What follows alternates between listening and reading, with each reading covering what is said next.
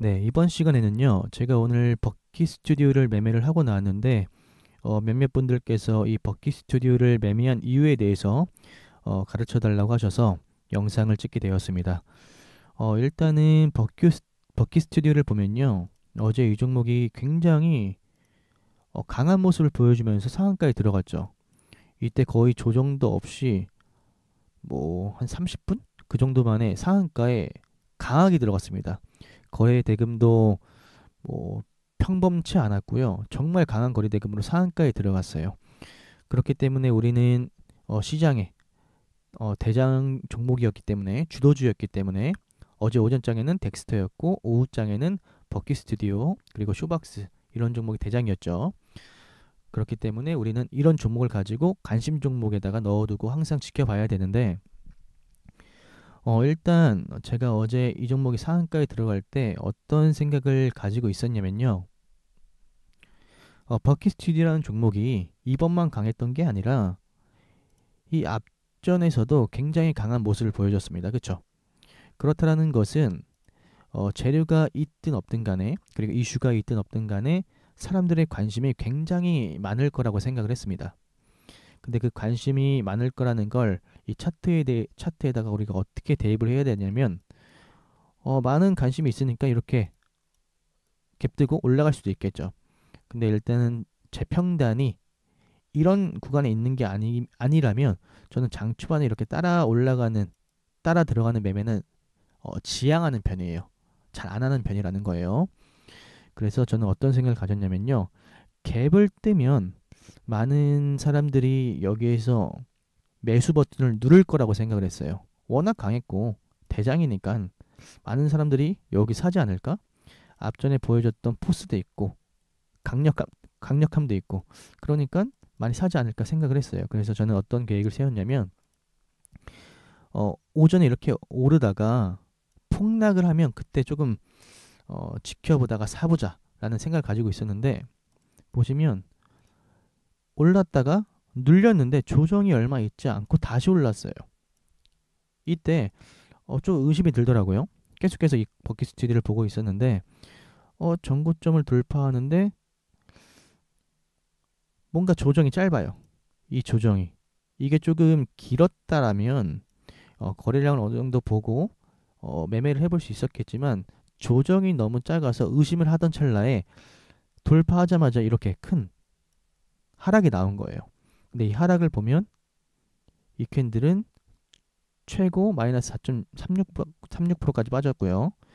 여기에서는 뭐4% 정도 빠졌죠. 그러면 순식간에 이 돌파 매매를 하신 분들은 고점 대비 뭐 수수료 포함해서 9% 가까이 이렇게 하락이 나온 거예요. 그렇죠? 그럼 여기서 일단 개인들이 많이 털렸겠죠. 개미들이. 그래서 저는 오히려 이 하락하는 모습을 보고 어떻게 생각을 했냐면 이게 이렇게 여기서 이렇게 뭐 지지 라인이 나온다면 추가적인 급락이 나오지 않고 지지 라인이 나오지 않는다면 이거는 어떻게 보면 의도적인 하락이 아니었을까라고 생각을 하고 있었습니다. 그래서 그리고 제가 이 고점 하락이 나오기 시작한 고점에 대해서 조금 보니까 과거에 대한 그 지지와 정을 제가 한번 찾아봤거든요. 근데 여기를 보시면 여기가 최고가죠. 그러니까 고점을 찍고 내려오는데 반등이 나오고 요 꼭지를 만들고 내려오고 이런 꼭지를 만들고 내려왔어요. 그래서 제가 이런 구간을 줄 그어 보니까 오늘 여기 라인이에요. 그쵸? 여기 라인. 맞죠? 어쩔 수 없이 매물이 강하게 초래될 수밖에 없는 그런 라인인 거예요. 일본으로 가서 보면 이 꼬리에 대한 부분들이겠죠. 그래서 일단은 그 이날 이 고점에 물렸던 개인들에 대한 물량도 많이 나왔을 거고 그리고 오늘 따라붙은 사람들도 많이 이제 나갔을 거라고 판단을 해서 전 이 상한가 라인 있죠. 이 상한가 라인만 지켜준다면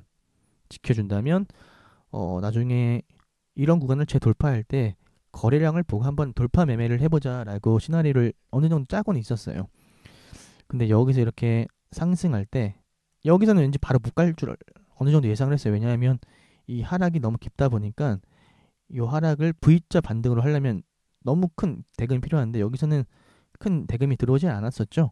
그래서 이때는 좀 조심했다가 제가 언제 샀냐면 요걸 이제 돌파하는 거, 확실하게 돌파하는 거를 보고 샀어요. 그러니까 거래량이 여기와 여기를 비교했을 때 여기에 훨씬 많죠.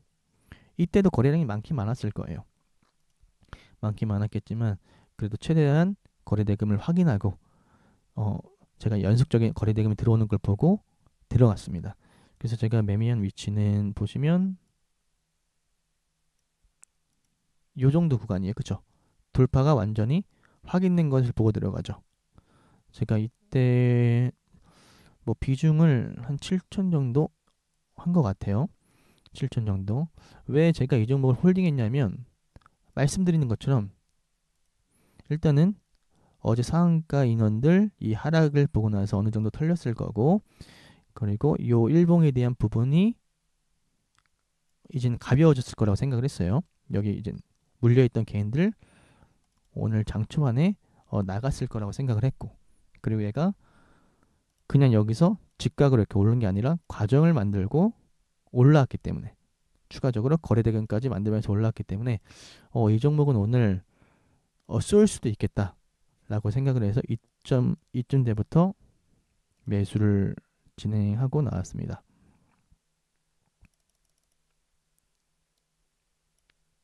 보이시죠?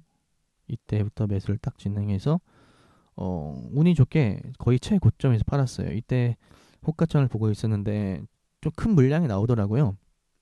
큰 물량. 많은 분들이 왜 여기서 매도할 수 있었냐고 여쭤보더라고요. 사실 운도 있죠. 제가 호가창을 보고 있었다라고 해서 제가 이 최고점을 맞춘 건 아니고 운도 필요한 거예요. 그럼에도 이런 구간에서 팔지 않고 좀 지켜본 이유는 뭐냐면 일단 앞에서의 얘네가 상승할 것 같은 어떤 의도를 보여주기도 했고 이 음봉 캔들 있죠. 이 음봉 캔들에서 어, 여기서 들어온 사람들 이런 구간에 들어온 사람들이 이 음봉 캔들을 보고 좀 놀라서 나가지 않았을까. 그래서 이런 흐름이 만들어지고 VI에 들어간다면 이걸 단기적인 박스권을 보고 짧게 확산이 나오지 않을까.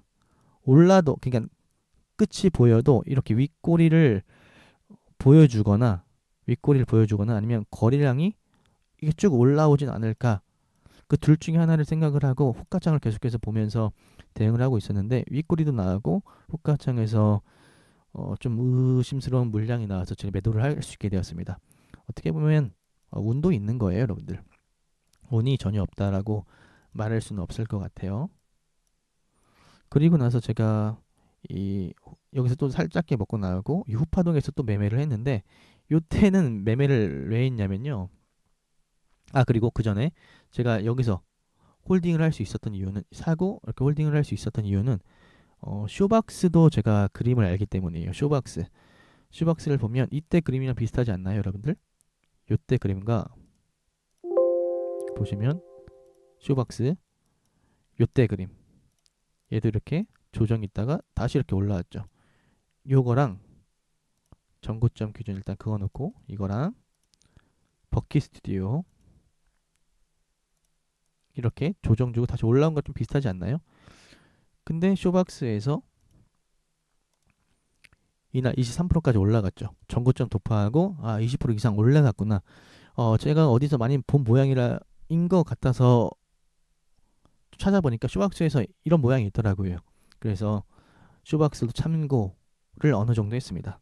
그림이 아마 똑같을 거라고 보실 겁니다. 아마 기간에 대한 조정 길이가 좀 짧았을 뿐 쇼박스와 조금 비슷한 흐름을 그렸을 거예요. 그래서 버킷 스튜디오가 여기서는 이렇게 강하게 슈팅을 쏠 수도 있겠구나 라고 어느 정도 생각을 제가 할 수 있었어요. 이것도 어떻게 보면 운이 좋았다고 봐야겠죠. 그쵸? 근데 이것도 보면 제가 이날 분봉도 어느 정도 기억을 하는데 상한가 다음날, 상한가가 언제 나왔죠? 상한가가 언제 나왔으려나? 10월 7일.